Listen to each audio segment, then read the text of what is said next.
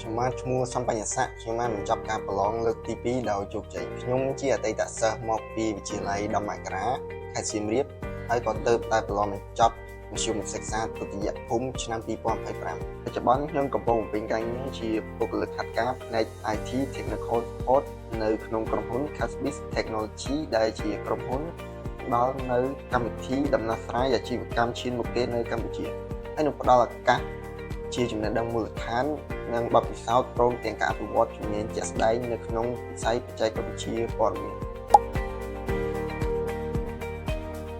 ខ្ញុំបានបញ្ចប់ការប្រឡង2លើកដោយជោគជ័យនិងទទួលបានវិញ្ញាបនបត្រផ្ទាល់ពី IT Specialist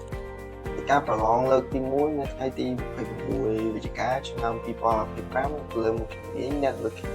មុខជំនាញនេះបេក្ខជននឹងបង្ហាញពីចំណេះដឹងនិងជំនាញជាមូលដ្ឋានផ្នែកបណ្ដាញរួមមាន TCP ជាមកម្មបណ្ដាញរចនាសម្ព័ន្ធបណ្ដាញនិងការដោះស្រាយបញ្ហាពាក់ព័ន្ធទៅនឹងខ្សែបណ្ដាញការប្រឡងលើកទី2នៅថ្ងៃទី13ធ្នូឆ្នាំ2025ទៅលើមុខជំនាញ Network Security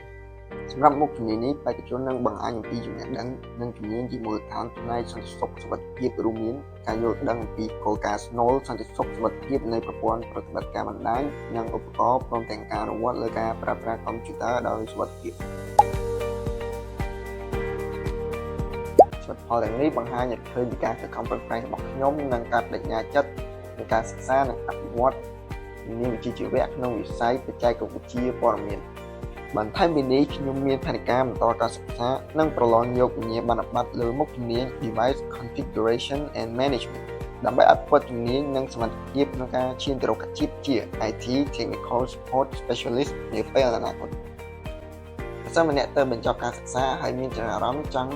ចាប់ផ្ដើមអាជីពផ្នែកបច្ចេកវិទ្យាព័ត៌មានខ្ញុំសូមលើកទឹកចិត្តឲ្យអ្នកទាំងអស់គ្នាចាប់ផ្ដើមសិក្សានិងត្រៀមប្រឡងយកវិញ្ញាបនបត្រមួយនេះវាជាជំហានមួយដ៏សំខាន់ក្នុងការអភិវឌ្ឍជំនាញកសាងចំណេះដឹងនិងបង្កើនឱកាសការងារផងដែរ